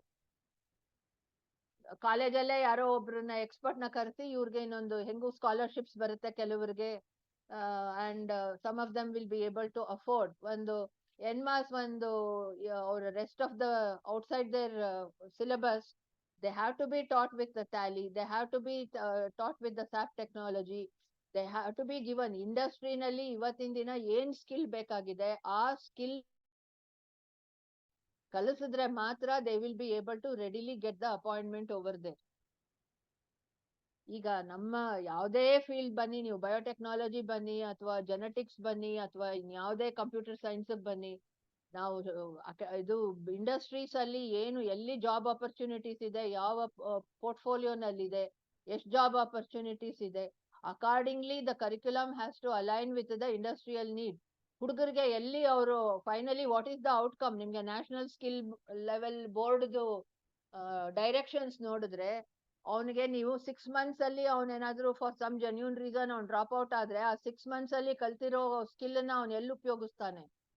1 ವರ್ಷಕ್ಕೆ ಡ್ರಾಪ್ ಔಟ್ ಆದ್ರೆ 1 ವರ್ಷದಲ್ಲಿ ಕಲ್ತಿರೋ skill ಅನ್ನ ಅವನ್ಗೆ ಎಲ್ಲಿ ಕೆಲಸ ಸಿಗುತ್ತೆ? ದೆನ್ ಅಗೈನ್ ಸೆಕೆಂಡ್ ಇಯರ್ ಅಲ್ಲಿ ಅವ್ನು ಏನೋ ಮನೆ ತಾಪತ್ರಯ ಆಯ್ತು, ಏನೋ ಬ್ರೆಡ್ ವಿನ್ನರ್ ಯಾರು ಮನೇಲಿ ಇರಲ್ಲ, ಈ ಹುಡುಗನೋ ಹುಡುಗಿನೇ ಕೆಲ್ಸಕ್ಕೆ ಹೋಗ್ಬೇಕಾಗತ್ತೆ, ಆಗ you will not be able to continue ಈ ಸ್ಟಡೀಸ್. ಅಂದ್ರೆ ಅವನು 1 year or 2 years ಅಲ್ಲಿ ಕಲ್ತಿರೋದ್ರಲ್ಲೇ ಅವ್ನಿಗೆ ಏನಾದ್ರೂ ಕೆಲಸ ಸಿಗೋ ಚಾನ್ಸಸ್ ಇರಬೇಕು ಕರಿಕ್ಯುಲಮ್ ಅಲ್ಲಿ. So this is the clear direction that they have given in NEP and also in the national skill board. So some of the curriculums has to be passed and evaluated by them before introduction. ನಾವು good old concept of ನಾನು ಹಳೆಯ ಪದ್ಧತಿನಲ್ಲೇನೆ 10 ವರ್ಷದ ಹಿಂದಿನ system ಅಲ್ಲೇ ನಾನು ಇವತ್ತು courses ನ conduct ಮಾಡ್ತೀನಿ ಅಂದ್ರೆ ಆಗಲ್ಲ. They will be outliers. Madam shall I last 1 minute shall take madam. ಇದು ಒಂದು ಎಕ್ಸಾಂಪಲ್ ಇದೆ ಮೇಡಮ್, ನಿಮಗೆ ನಾನು ಅದು ಹೇಳ್ಬೇಕು ಅನ್ಸಾಯ್ತು, ಹೇಳ್ತೀನಿ, ಎಲ್ಲರಿಗೂ ಒಂದ್ ಸ್ವಲ್ಪ ಖುಷಿ ಆಗ್ಬೋದೇನಾ. ನೀವು ಮಲ್ಲಾಡಿಹಳ್ಳಿ ರಾಘವೇಂದ್ರ ಸ್ವಾಮಿಗಳ ಬಗ್ಗೆ ನಿಮ್ಗೆ ಗೊತ್ತಿರ್ಬೇಕು ಮೇಡಮ್. ಎಕ್ಸಾಂಪಲ್ ನಾನು ಮಲ್ಲಾಡಿಹಳ್ಳಿ ಅಂತೇಳಿ ಇಲ್ಲಿ ಇದೆ, ಅಲ್ಲಿ I am telling about the last 20 years back story. ಅಲ್ಲಿ ಯಾವುದೇ ಶಾಲೆಗೆ education officer, my father was associated Raghavendra ಸ್ವಾಮಿಗಳು ನಮ್ಮ ಮನೆಗೆ ಪ್ರತಿ ಒಂದು ವಾರಕ್ಕೆ ಒಂದು ಸತಿ ಬಂದು ಅವರ ಇದರಲ್ಲಿ ಕೂತು ಅವ್ರ Yes, madam. ಸ್ಕೂಲ್ಗೆ ಏನ್ ಸ್ಯಾಂಕ್ಷನ್ ಮಾಡಿಸ್ಕೋಬೇಕೋ ಮಾಡಿಸ್ಕೊಂಡು ಹೋಗ್ತಾ ಇದ್ರು. Yes, exactly, madam. And ಅಲ್ಲಿ I had gone ವಾತಾವರಣದಲ್ಲಿ to, on yes, yes, invitation, I yes, had gone to Maladihalli ಅವ್ರ ಕ್ಯಾಂಪಸ್ಗೂ ಹೋಗಿದ್ದೆ, ಶಿಕಾರಿಪುರದಲ್ಲಿ. yes. ನೋಡಿರಲ್ಲ ಇಲ್ಲಿ ಮೇಡಮ್ ಈ ಶಿಕಾರಿ ಇದರಲ್ಲಿ ಹೊಳಲ್ಕೆರೆ ಆ ಕ್ಯಾಂಪಸ್ ಅಲ್ಲಿ ಏನಿದೆ ಮೇಡಮ್ ಹೊಳಲ್ಕೆರೆ, ಅಲ್ಲಿ ಸಾರಿ, ಶಿಕಾರಿಪುರ ಅಲ್ಲ, ಹೊಳಲ್ಕೆರೆ ಹೊಳಲ್ಕೆರೆ. ಎಸ್ ಹೊಳಲ್ಕೆರೆಯಲ್ಲಿ ಮೇಡಮ್ ಅಲ್ಲಿ ಕಾರ್ಪೆಂಟ್ರಿ ಇದೆ, ಪಾಟ್ರಿ ಇದೆ, ಪ್ರತಿಯೊಂದು ಕೂಡ ಅಲ್ಲಿ ನಾನು ಕಣ್ಣಾರೆ ನೋಡಿದ್ದೆ. ಎಲ್ಲ ಮಕ್ಕಳಿಗೆ ಆ ಬೆಳಗ್ಗೆ ಎದ್ದು ಅಲ್ಲಿ ಬೇಕಾದಂತ ಎಲ್ಲ ಸೌಲಭ್ಯಗಳನ್ನ ಅವರೇ ತಯಾರು ಮಾಡ್ಕೊಂಡು ಅವರೇ ಅದನ್ನ ಆ ಸ್ಕಿಲ್ ನ ಕಲಿಸಿ ಕೊಡ್ತಕ್ಕಂತ ಒಂದು ವ್ಯವಸ್ಥೆ ಮಾಡಿದ್ರು ಮೇಡಮ್ ಅಲ್ಲಿ ಆ ವಾತಾವರಣದಲ್ಲಿ. That is what ಅಂದ್ರೆ is required. That is called as holistic education ಅಂತ. ಈಗಿನ ಮಕ್ಕಳಿಗೆ ನಾವು ಏನ್ ಕಲಿಸ್ತಾ ಇದೀವಿ ಅಂತ ಒಂದು ಸಾರಿ ಪ್ರಶ್ನೆ ಮಾಡ್ಕೊಂಡ್ರೆ ಟೋಟಾಲಿಟಿ ಇಸ್ ಝೀರೋನೇ ಬರ್ತಾ ಇದೆ ಬಿಟ್ರೆ, ಝೀರೋ ಸಮ್ ಗೇಮ್ ಬರ್ತಾ ಇದೆ ಬಿಟ್ರೆ ಇದೇನು ಏನು ಈ ಗೇಮ್ ಅಲ್ಲಿ ಏನು ಉಪಯೋಗ ಇಲ್ಲ ಅಂತ ಅನ್ಸಕ್ ಶುರು ಅನ್ಸ್ಬಿಡ್ತದೆ ಒಂದ್ಸರಿ. Sir, now I am very sorry to say recording is also going on. Education is no more a knowledge sharing ಆಗ್ತಾ ಇಲ್ಲ. It is converting into a commercial business. ಇವಾಗ ನೀವು ಬೈಜೂಸು ಮತ್ತೆ ಇವ್ರದೆಲ್ಲ ವೇದಾಂತ ಇವ್ರದೆಲ್ಲ ನೋಡಿದ್ರೆ it is more or less totally it is converting itself into a commercial operation. Very sorry to say. Who are the content developers? What is their qualification? What is their domain experience? Is their content is evaluated, reviewed? ಇವಾಗ ಒಂದು ಪೇಪರ್ಗೆ ನೀವು publish ಮಾಡ್ಬೇಕಾದ್ರೆ ಅಷ್ಟು review ಅಂತ ಹೇಳಿದಾಗ ಮಕ್ಕಳಿಗೆ delivery ಮಾಡೋ ಕಂಟೆಂಟ್ ಅಲ್ವಾ? So huge amount of money is being spent and parents ಒಂದು ಆಂಗ್ಸೈಟಿನಲ್ಲಿ ಅಷ್ಟೊಂದು ದುಡ್ಡು ಕೊಟ್ಟು ಟ್ಯೂಷನ್ಗಳಿಗೆ ಈ ಆ್ಯಪ್ಗಳಿಗೆಲ್ಲ ಎನ್ರೋಲ್ ಆಗಿ ಸೇರಿಸ್ತಾರೆ. But ultimately what is the final output? Even commercial universities, third party universities run ಮಾಡ್ತಿರೋರೆ ಯಾರೋ ಅಲ್ಲಿ the teachers who are there. So specifically the education, unfortunately the education portfolio is highly neglected, especially till the higher education and the graduate education. They have to revamp it, and as you said, skill development papers ಹಾಕಿ ಅವ್ರಿಗೆ ಆ course 3 ವರ್ಷ ಅವನ youth ಅನ್ನ ಅವನು ಕಳೀತಾ ಇದ್ದಾನೆ ಅಂದ್ರೆ ಅವನಿಗೆ ಒಂದು 2 ಹೊತ್ತಿನ ಊಟ ನಮ್ಮ ಡಿಗ್ರಿ ಅವನಿಗೆ ಕೊಡ್ಲಿಲ್ಲ ಅಂದ್ರೆ then what is the use of that degree? ಒಬ್ಬ ಏನೋ ಒಂದು MSc ಮಾಡಿ ಅವನೇನೋ ಒಂದು ರಿಸರ್ಚ್ ಲೈನ್ಗೆ ಬರ್ತೀನಿ, ಏನೋ ಒಂದು ಕೆಲಸ ಸಿಗುತ್ತೆ ನನಗೆ ಬಯೋಟೆಕ್ನಾಲಜಿ ಮಾಡ್ತೀನಿ ಅಂದ್ರೆ ನಾಳೆ ಅವನು ಇನ್ನೆಲ್ಲೋ ಕಾಲ್ ಸೆಂಟರ್ ಅಲ್ಲಿ ವರ್ಕ್ ಮಾಡ್ಬೇಕು ಆಸ್ ಅ ಟೆಲಿಫೋನ್ ಆಪರೇಟರ್, ಅಥವಾ ಅವನು ಹಾಗಾದ್ರೆ ಈಗ ಕಲ್ತಿದ್ದೆಲ್ಲ ಏನು? ಇದೇನು ಕಲಿಬೇಕಾಗಿತ್ತು ಅವನು? ಇದು ದೊಡ್ಡ ನೀಡ್ ಆಫ್ ದಿ ಅವರ್ ಇದೆ ಮೇಡಮ್. ಇದನ್ನ ಎಷ್ಟೋ ಸರಿ ನಾವು ಇಲ್ಲೆಲ್ಲ ಪಾರ್ಟಿಸಿಪೆಂಟ್ಸ್ಗಳು ಇಷ್ಟು ಜನ ಇದೀವಿ ಅಂದಾಗ ನಮ್ಗೆ ಎಲ್ಲರಿಗೂ ಮನಸ್ಸಲ್ಲಿ ಒಂದೊಂದ್ಸ ಪ್ರಶ್ನೆಗಳು ಹುಡ್ತಾ ಇರೋ ಸಹಜ ಅಂತ ನನಗೆ ಅನಿಸ್ತಾ ಇದೆ. ಅರ್ಲಿಯರ್ ವಾಟ್ ವಾಸ್ ಹ್ಯಾಪನಿಂಗ್, ಮನೆಯಲ್ಲಿ ಪ್ರತಿ ಒಬ್ಬರಿಗೂ ಒಂದು ತಂದೆಗೆ ಒಂದು ಸ್ಕಿಲ್ ಇರ್ತಾ ಇತ್ತು, ತಾಯಿಗೆ ಒಂದು ಸ್ಕಿಲ್ ಇರ್ತಾ ಇತ್ತು. ಮಕ್ಕಳು ಆ totipotent absorption capacity, skill absorption capacity ಇದ್ದಾಗ ಅವ್ರ ತಂದೆ ಜೊತೆ ಒಬ್ಬ ಕಾರ್ಪೆಂಟ್ರಿ, ಇವಾಗ ನೀವ್ ಹೇಳಿದ್ರಿ ಕಾರ್ಪೆಂಟ್ರಿ ಮಗ, ಅವನ್ ಚಿಕ್ಕ ವಯಸ್ಸಿಂದ ಅದಕ್ಕೆ ಎಕ್ಸ್ಪೋಸ್ ಆಗಿ ಇದ್ರೆ his skill level will be different from the boy who has adapted to the technology. ಇವನು ಮಧ್ಯದಲ್ಲಿ ಕಲಿಯೋನ್ಗುನು ಚಿಕ್ಕ ವಯಸ್ಸಿಂದ ಕಲ್ತಿರೋನ್ಗುನು skill level will be totally different. So that concept ಈಗ ತಿರ್ಗಾ ನಮ್ಮ ಎಜುಕೇಶನ್ ಸಿಸ್ಟಮ್ ಅಲ್ಲಿ ರೀಇಂಟ್ರೊಡ್ಯೂಸ್ ಆಗ್ಬೇಕು. ಸ್ಕಿಲ್ ಓರಿಯೆಂಟೆಡ್ ಪೇಪರ್ಸ್ ಬರಬೇಕು. At least a student after the completion of graduation, he should be able to get into some niche and then he should be able to get a decent job. ಇವನ್ ಏನ್ ಕಲ್ತಿರ್ತಾನೆ ಇಲ್ಲಿ ಅದರಲ್ಲಿ ಅವನ್ಗೆ ಕೆಲಸ ಸಿಗ್ಬೇಕು, ಅವನ್ಗೆ ಒಂದು comfortable simple 2 square meals ಅವನ್ಗೆ ಯಾವ್ದೇ ಪ್ರಾಬ್ಲಮ್ ಇಲ್ಲದೆ ಸಿಗೋ ಹಂಗೆ ಅವನ್ಗೆ ಒಂದು ವಿದ್ಯೆ ಸಹಾಯ ಮಾಡ್ಬೇಕು. ಅದಾಗದೆ ಹೋದ್ರೆ that is a failure of that particular system. Thank you, madam. Thank you. Right. Okay, in continue with the whatever I was discussing over here. So there are certain UGC guidelines ಇದೆ. ನಿಮ್ಗೆ UGC website ಅಲ್ಲೇ ನಾನು ಹಾಕಿರೋದೆಲ್ಲ ಸಿಗುತ್ತೆ ಇಲ್ಲಿ. So in the context of university teaching, development refers to create digital education materials for online release or online uploading. So traditional classroom institutions with digital resources. So here we will be able to follow certain guidelines given by the UGC These are called as the learning. We have to, very first point that we have to keep in mind before developing a e-content is the learning objectives. Clearly define the learning objectives for each module or lesson. So ಆ ಪೇಪರ್ನ ಅವನು ಕಲಿತ್ರೆ ಅವನಿಗೆ ಏನು ಉಪಯೋಗ ಅನ್ನೋದನ್ನ ನಾವು learning objectives ಅಲ್ಲಿ ಕ್ಲಿಯರ್ ಆಗಿ ಕೊಡ್ಬೇಕು. Understanding what you want the student to achieve will guide the content development process, and also this is how very clearly the student should be aware. ನಾನು ಈ ಪೇಪರ್ನ ನಾನು ಓದಿದ್ರೆ, ಈ ಸಬ್ಜೆಕ್ಟ್ ನ ಓದಿದ್ರೆ ಏನ್ ಉಪಯೋಗ, ಇದು ಎಲ್ಲ ಅಪ್ಲೈ ಆಗತ್ತೆ, what will be the outcome or what is the benefit that the student is going to get by going through that particular paper. Right? So then comes engagement and interactivity. This is most important. Your classroom alli ನಾವು see the student and teacher relationship, it is not only a simplex relationship ಅಲ್ಲ. Simplex ಅಂತಂದ್ರೆ ನಾವು computer language ಅಲ್ಲಿ ಏನ್ ಹೇಳ್ತೀವಿ, teacher ಹೇಳಿದ್ದು only one sided interaction ಆಗಲ್ಲ. Live class room ಅಲ್ಲಿ ಹುಡುಗ ಕ್ವಶನ್ಸ್ ಕೇಳ್ತಾರೆ, ನಾವು ಅವ್ರ ಜೊತೆ ಇಂಟರಾಕ್ಟಿವ್ ಮಾಡ್ತೀವಿ. ಕ್ಲಾಸ್ ರೂಮ್ ಆದ್ಮೇಲೆ ಅವ್ನ್ ಯಾವ್ದೋ ಹುಡುಗನ್ಗೆ ಯಾವ್ದೋ ಒಂದ್ ಪಾಯಿಂಟ್ ಅಲ್ಲಿ ಕ್ಲಾರಿಟಿ ಇಲ್ದೆ ಹೋದ್ರೆ ಅವ್ರು ಬಂದು ಪರ್ಸನಲ್ ಆಗಿ ಅದನ್ನ ಕ್ಲಾರಿಫೈ ಮಾಡ್ಕೊಂಡು ಹೋಗ್ತಾರೆ. Or in between our lecture they can stop and they will be able to ask. So that is why engagement and interactivity is the most important part. Whether ನೀವು online ಅಲ್ಲಾದ್ರೂ delivery ಮಾಡಿ, LMS ಇಂದನಾದ್ರೂ delivery ಮಾಡಿ, ಅಥವಾ physical class room ಇಂದನಾದ್ರೂ delivery ಮಾಡಿ, incorporate interactive elements into your e-content to keep the students engaged. So they should be specifically ಈಗ ವಾಟೆವರ್ ಎಷ್ಟು teacher effort ಹಾಕಿ ಆ content ನ develop ಮಾಡಿದ್ದಾರೆ, ನಾವು ಸ್ಟಾಟಿಸ್ಟಿಕ್ಸ್ ನೋಡಿದಾಗ if it is not used ಅಂತ ಹೇಳಿದ್ರೆ what will be the effect on the teacher. So he will lose his focus and for the hard work he has put in development of the content will go as a way. So that is why the student throughout the classroom work or the class engagement, or whether it is online or offline, one has to keep the attention of the student in the same level till the end of that particular session. So this could specifically include quiz, discussion forum, virtual simulations you will be able to create in that, and other interactive activities one will be able to add on value in order to increase the value of the content. So then coming to the multimodal content, use various multimedia elements such as there are 5 different media that you will be able to use. One is the audio files you can use, you will be able to use the video files, images you can use, and also you will be able to use the small videos as supporting for the statements that you are teaching over there, or infographics you will be able to use. And that is why it is called as multimedia.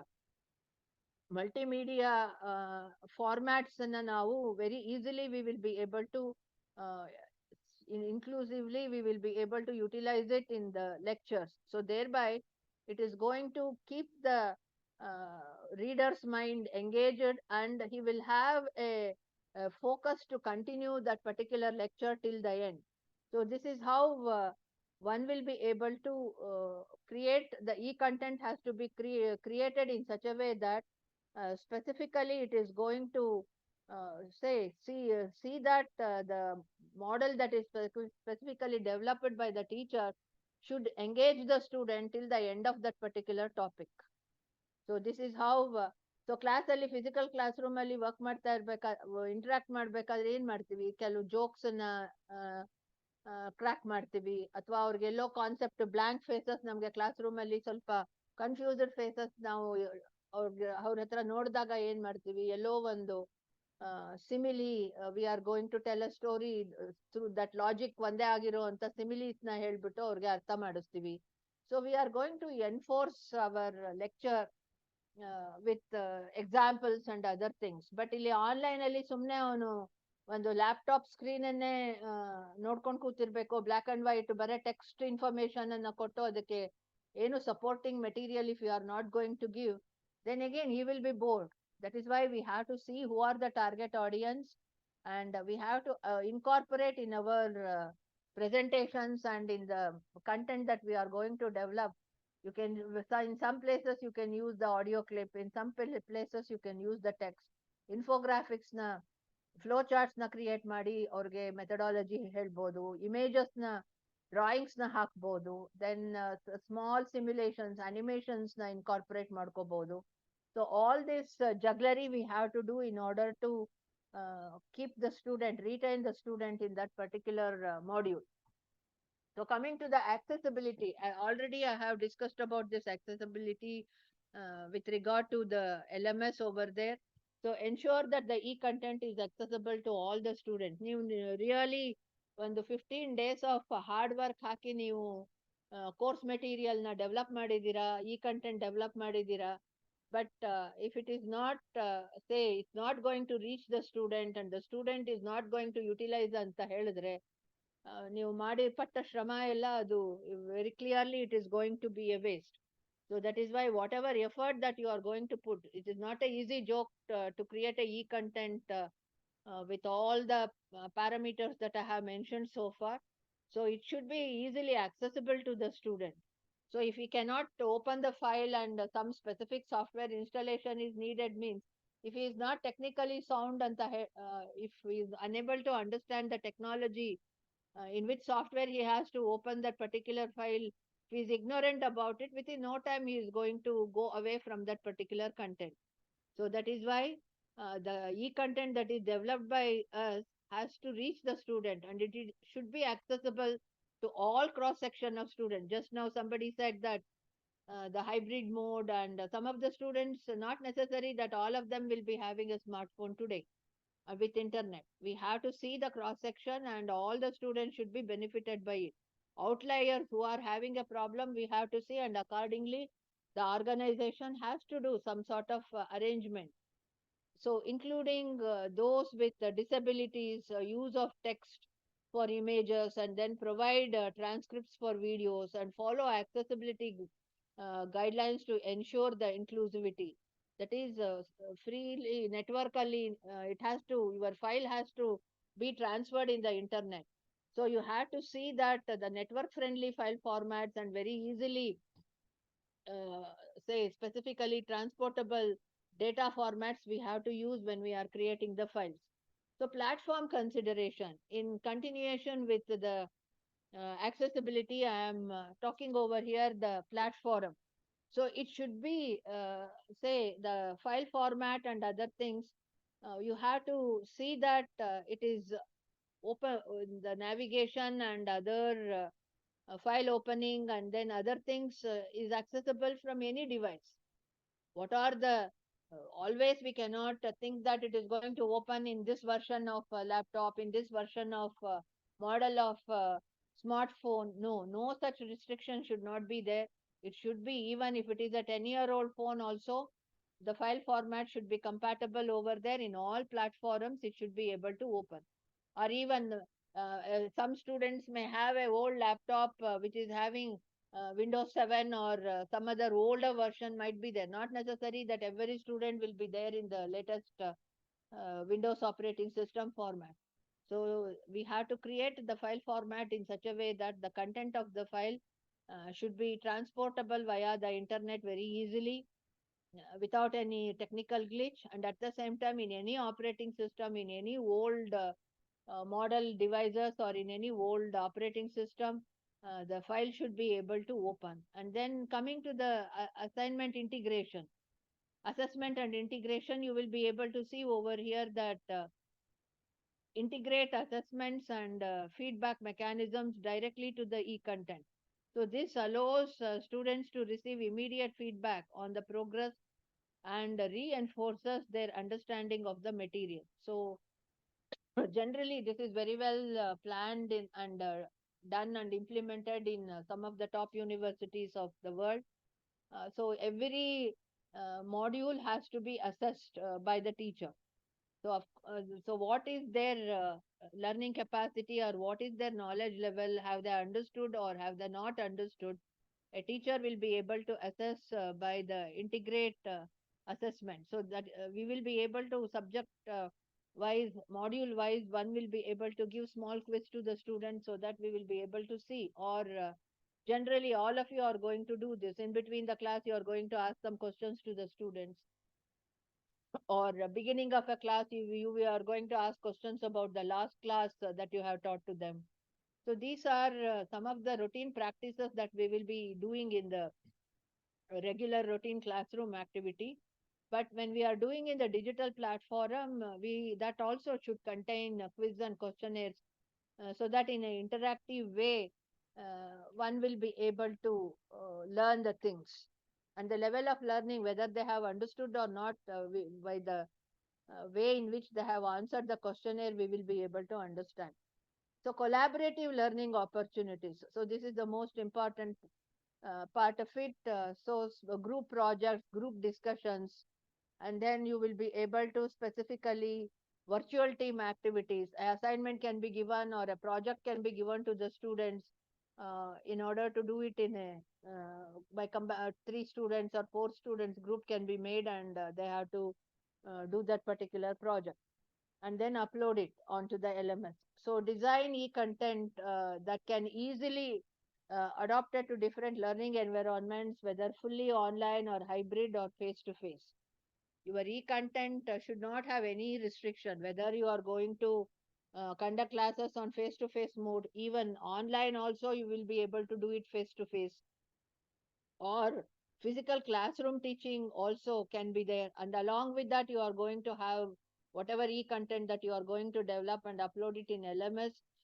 That also the student parallelly he is going to utilize, means such a type of facility given to the students is completely online. No physical classes is not at all there.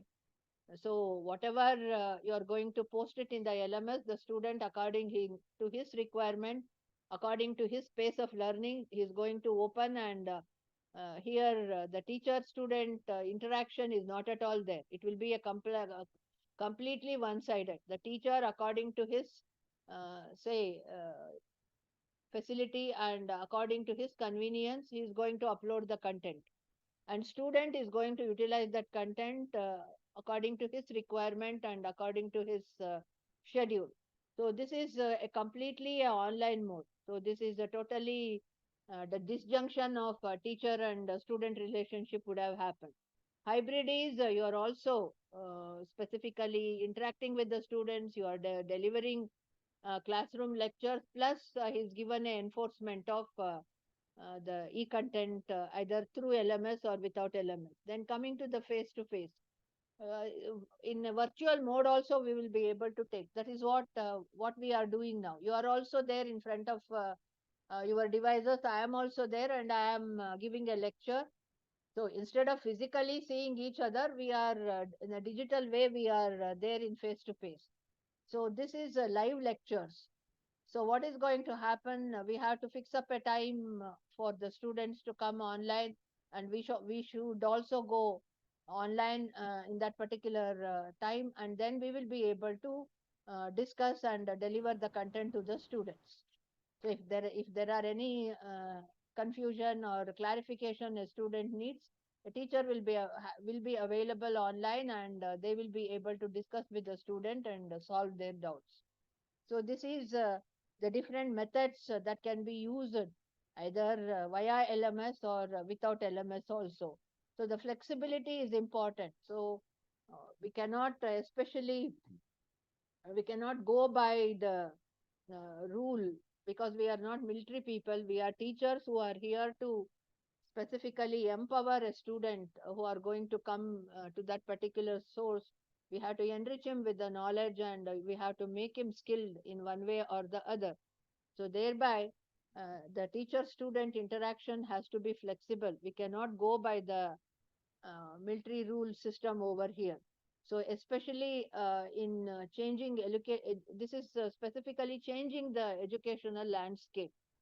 Slowly, what is happening is earlier it was a teacher-centric teaching it was, and now with the new regulation and the new modules or new course regulations that are brought in, like the choice-based credit system CBCS or FCBCS, flexible choice-based credit system. So these are the various regulations with reference to the other international universities In India also, some of the universities are adopting a flexible system. So what has happened here is with the integration of the online and e-content development and other things, it has become highly student-centric. So student-centric education, so it is slowly changing the educational landscape. That's what I feel now. So clear navigation. What do you mean by clear navigation? Organize your e-content in a clear and logical manner. So your course content that you are going to develop, it should be highly systematic. There should not be shuffling of the content should not be there. It should be a pipeline process.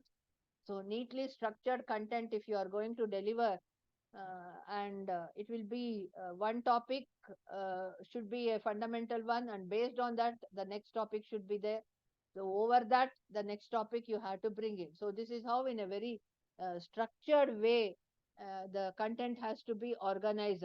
So ensure the students can easily navigate through the different modules and access the information they need.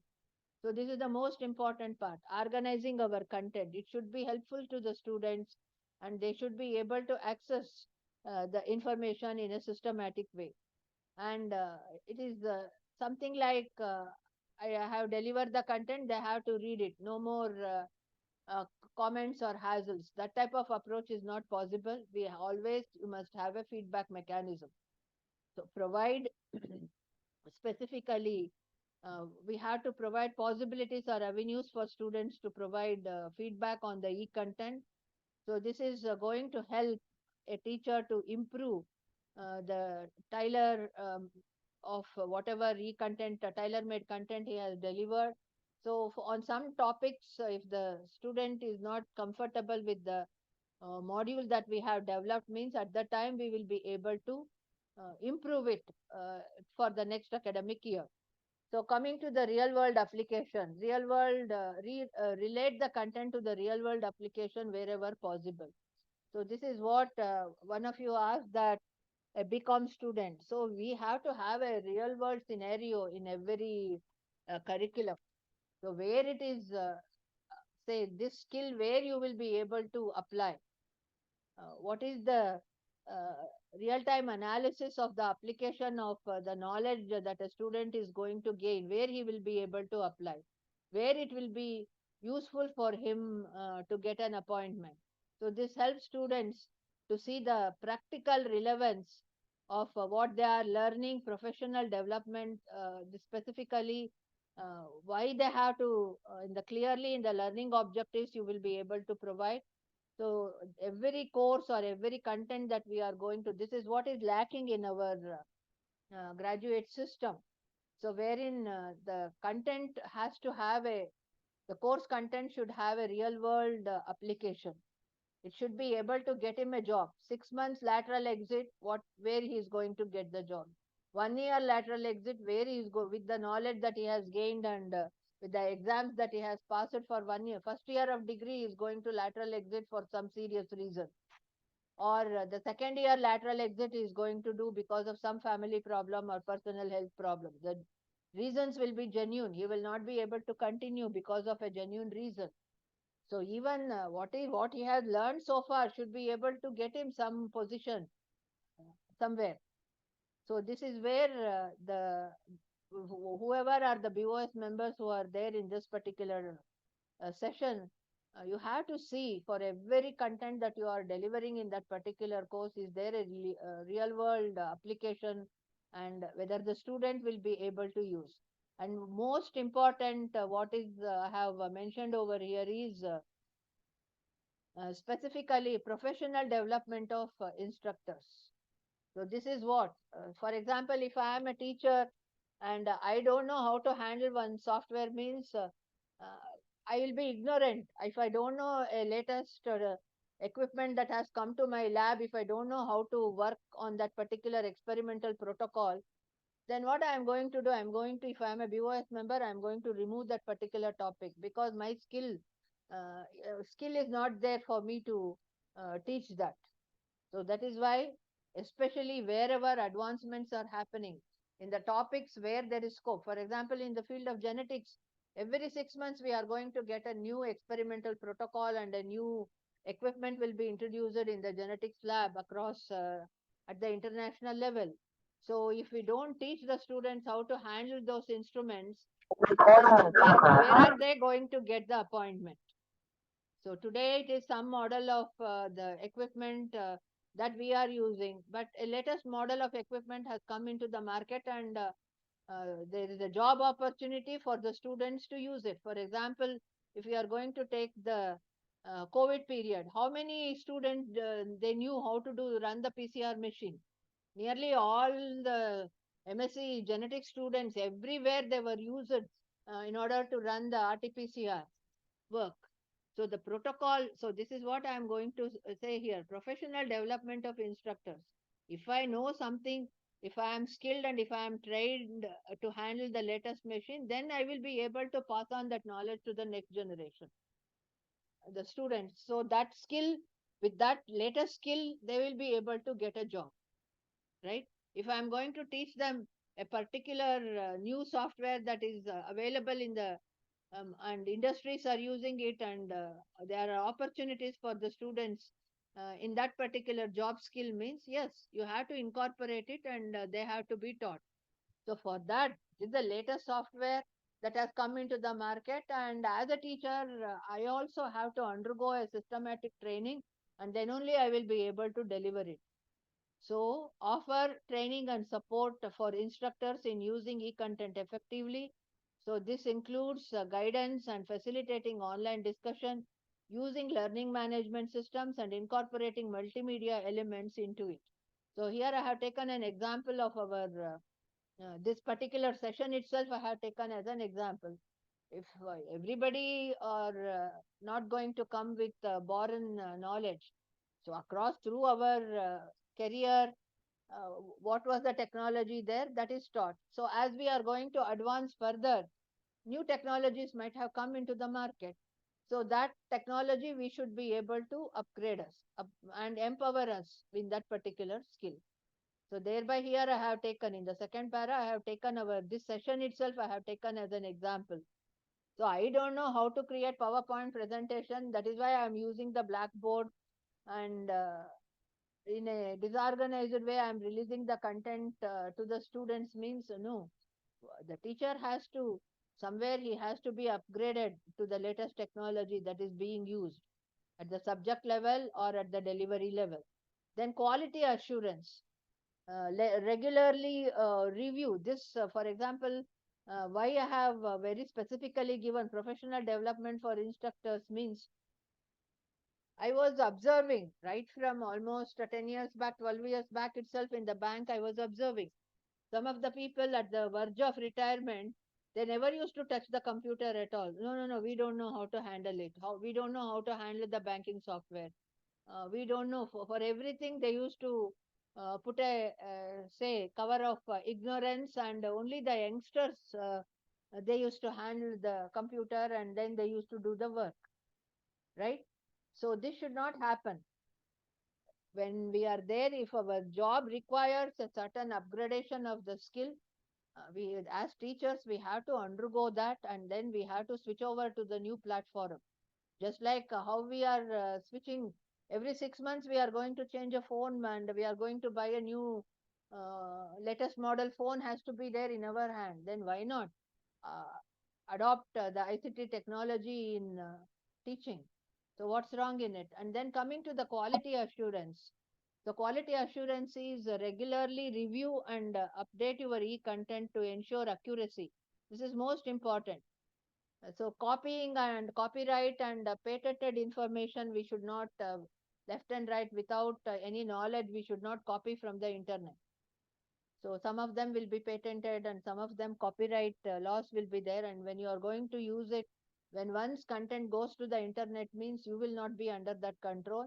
So that is why we have to, the language in which we are going to develop the content should be very good language. And at the same time, technically also, it should be correct. Because it is when it content when it goes to a public domain, means if there are any error and mistakes, means we will face the music. So that is why we have to be very particular about the language in which we are writing the e-content. The language should be very good, and at the same time, technically also it should be accurate. So quality assurance means whatever e-content that you are developing, the subject that you are talking over here, the concept that you are talking over here has to be 100% accurate. So this is what is called as quality assurance. So the last, say, word when we are developing the e-content is be careful. Considering these factors, educators can develop effective e-content that enhances the learning experience for students in a university setting. The student has joined that particular course in order to empower himself with a skill or a knowledge. So we are only facilitators of, we teachers are facilitators for that particular process. So whatever we are going to do, it has to be subject-wise. The classroom teaching or the e-content development, it has to be highly accurate, and the beneficiary are the students. Students has to be benefited by this. So all these things I have discussed. So specifically, you will be able to see the scenario over here. So now, even instead of a black and white slate, the students are going to come with this type of preloaded lesson tabs in some of the schools of US and Europe. Means the teacher also has to be there in the same platform. So this is how specifically the concept goes of e-content development. So what is e-learning? E-learning is a classroom without any walls or door. So anybody from any part of the world will be able to log in via internet to that particular course, and then they will be able to learn. For example, if you log into the Mysore University or IIT Madras or any of the standard universities and central university websites, if you are going to log in, online education is the order of the day. Some of the courses are offered online over there. So thereby e-learning, learning is happening, but only thing is the slight change that has happened. Instead of holding a physical book, they are opening the book in the digital media. So this is what you are going to specifically call it as e-learning. So here there are the different types of learning process that I have shown over here. Here you will be able to see a VR lens. You will be able to see over here virtual reality or augmented reality. And today we are there in a era of 5G or 6G, wherein critically we will be able to, a virtual keyboard one will be able to do. Some professor of computer science of some American university, they have come out with, now we don't need the hardware of the keyboard or the mouse is not needed. Virtually we will be able to call the keyboard and then we will be able to work. So this is how slowly cross section of society, whether it is at higher education level or at the primary education level, children are exposed to technology. Children are very much aware about the importance of technology. So that is where we have to see that they are going to utilize the technology for learning, because we cannot keep them away from technology. It is not possible to keep the children away from technology. We have to allow them to handle the technology, but at the same time, they have to use it judicially. So some of the high-end universities, what they have done is when they have implemented the LMS, when the LMS content is there, when they are ongoing, all other sites will be blocked. They cannot open any other internet sites. So thereby their own whole focus will be on the LMS student interface that they are having. So this is how they are going to customize, so that sitting in front of a laptop or sitting in front of a tab, they are not going to say specifically browse unwanted content in the device.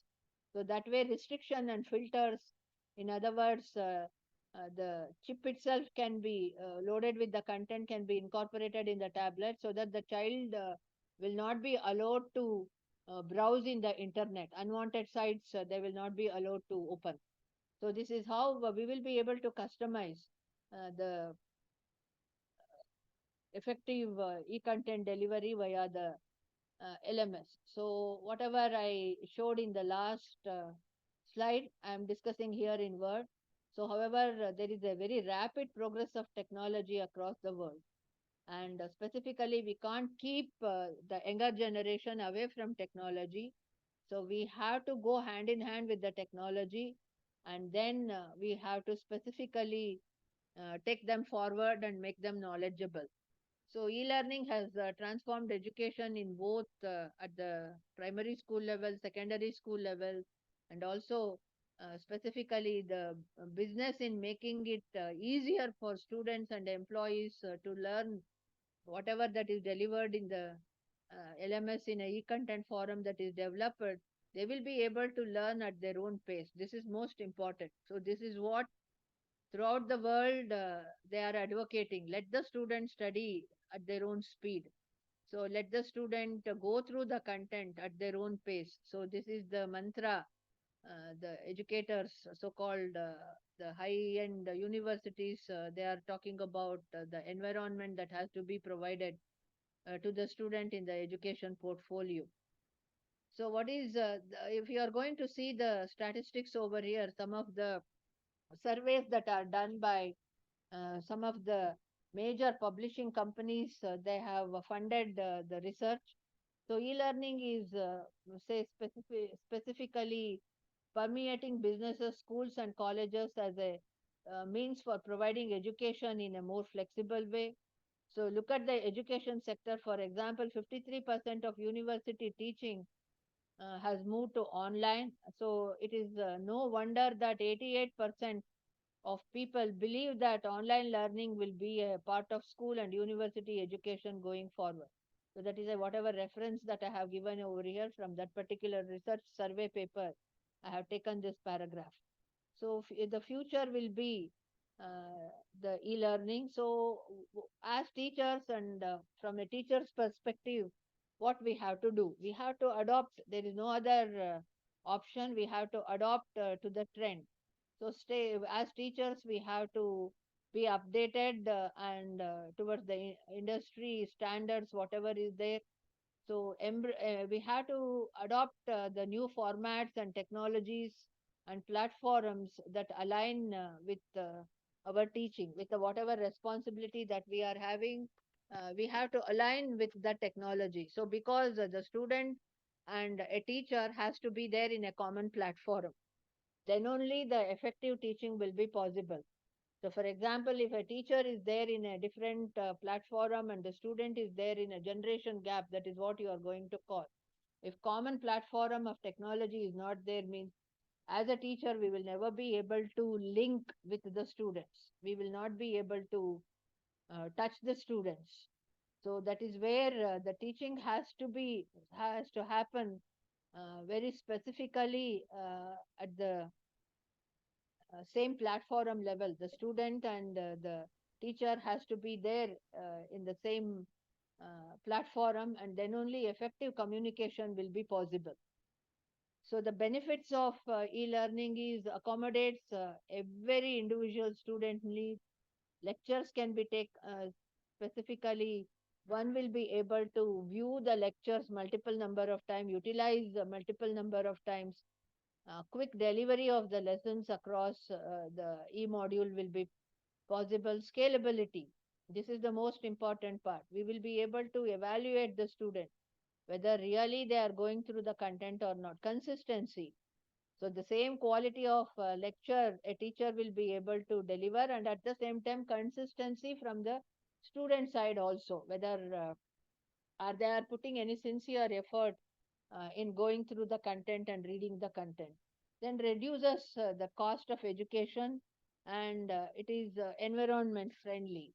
So the student need not migrate. For example, if he has to go for higher education, he don't have to go to, if he has to learn a data analysis MSc, he has to do, means the same course is available from IIT Madras online, means all the way from Mysore, he don't have to migrate, and he did not move from his location to undergo the training or the course learning. So very easily, wherever he is, one will be able to, and the digital environment, it is going to reduce the use of paper. The paper usage will be very heavily reduced, so that is why it is given as environment friendly. So these are the benefits that we are going to see by going through the benefits of our advantages of e-learning. So here you will be able to very clearly see over here the learning process will be more flexible. Advantages are also there, disadvantages are also there. First, let me start from the positive side. So that is the more flexible, and one can be mobile wherever they are there. Mobile means it is not the mobile device. We can, there is no restriction that we have to stay in the vicinity of an institution. We can be there in any part of the world and we will be able to undergo. So no travel is not there, and then lowers the cost of education, and specifically as per the requirement. For example, if 40 to 50 students, they are already appointed in a company and they require the tally training or SAP training, means customized training can be given to that particular group. Then technologically uh, possibilities. So whatever platform we are using, LMS platform we are using, we will be able to use the technology within the scope of that LMS. We will be able to, if that LMS is not suitable, we will be able to switch on to some other LMS that is going to meet our needs. So the education will become global. So it is not going to be localized. Anybody from any part of the world will be able to undergo the training in this condition. So there are disadvantages are there. So lack of control. The teacher is not going to have any control over the students. So sometimes if it is a purely online mode, means we will not see their faces also. Who are the students who have enrolled for that particular, for example, here the UGC, in almost all universities, you are going to see the MOOC courses that are being offered. So there will not be any contact will not be there between the teacher and the student. So this is a very pathetic condition. So the student and teacher relationship is not just teaching and getting away. It is more than that. It will be a mentor-mentee interaction will be there, and some of the students will be motivated by the moral values that the teacher is going to show. So that is where the lack of control of a teacher with the student will be there in this environment. So there is no human to human interaction at all. So learning approach, and specifically it varies from individual to individual. From student to student, the learning approach is going to vary. So then the student will be isolated. So sitting in a classroom with friends is a different experience, and sitting in a corner of a room and then opening a laptop and seeing the screen and learning is a different experience. So human interaction, human teacher interaction, classmates interaction, nothing will be possible here. So then specifically technology issues. Just now, it can be a hardware, or it can be a software, or it can be internet, or in certain scenario, electricity itself will not be there for the phone to charge. This we have seen when during COVID period, when we were taking face-to-face classes with the students, and the student used to say after 2 days or 3 days, they used to text us that there was no power to charge the phone. So that is why we could not attend the class. So technology issue, this is the main hurdle.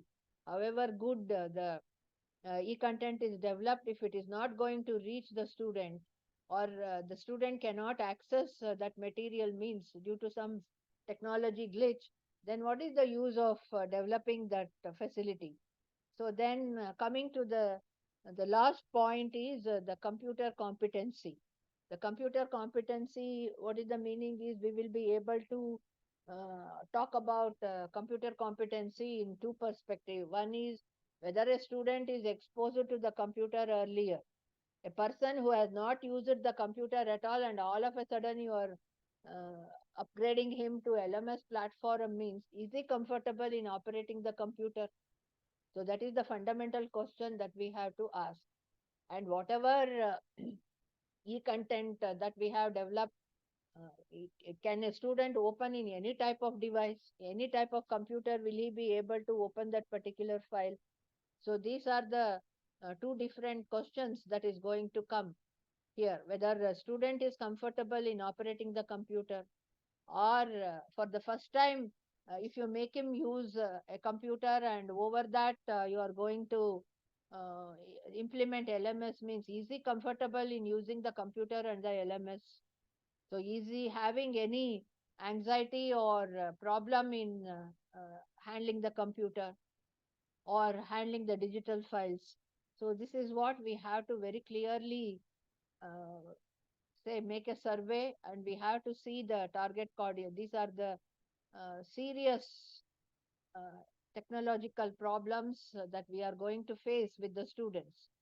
So the next, specifically, you will be able to see this. The processes that are going to specifically happen in LMS is notes can be given in the form of a document, a Word file, or a PDF file, or even a web page can be developed, and then teaching audio, video, and then interactive exercises can be given to him, and assessment. So these are the main activity that a teacher and student, they are going to do in the digital environment.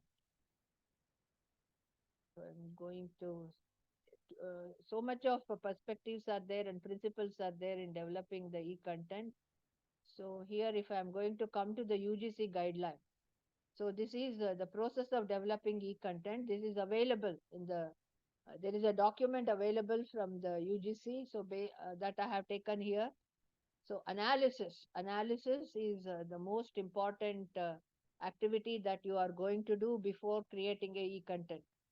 Who are your target audience? What is the topic? What are the references you require to prepare a document on this particular topic? And you have to review it. See, they have given a double-sided arrow over here. You have to evaluate. Then comes the design. Then comes the development and implementation. So after implementing, after running it for one academic year, you re-evaluate it and improve it. The first version, whatever you had released last year, this version, before releasing it, you evaluate it and then you improve it. So you will be able to do this. So this is the wheel of process of developing the e-content. So I'll stop here. Thank you. Hope this information was useful to you.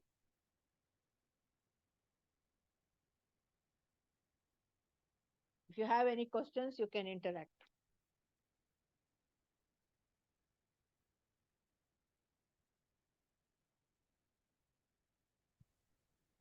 It was useful, ma'am.